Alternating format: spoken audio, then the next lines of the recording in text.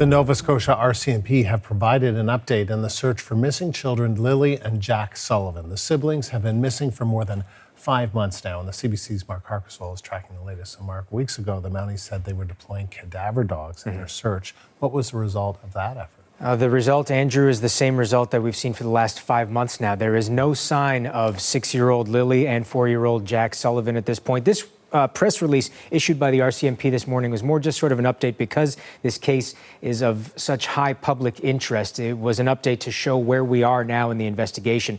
They didn't necessarily have anything new to tell us, but as Andrew mentioned, there was the launch of this search with cadaver dogs. They searched an area of Lansdowne Station in Nova Scotia, about 140 kilometers northeast of Halifax, that they say it was most likely that they would be able to find these missing children. The total search area over the last few days, more than 40 kilometers. They searched around the family home where they went missing from back on May 2nd.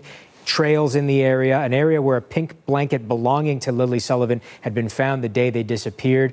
They brought cadaver dogs because you might remember early in the investigation, police had mentioned that they expected this to be more of a recovery mission than a rescue mission at this point. Despite this large-scale search, one of many throughout the last 5 months, they were not able to find any trace of Lilly and Jack Sullivan, and so the search continues. Staff Sergeant Rob McCammon, who's the officer in charge of the Major Crime and Behavioral Sciences, says we'll keep going until we determine with certainty the circumstances of the children's disappearance and they're found. Now, you remember they disappeared May 2nd.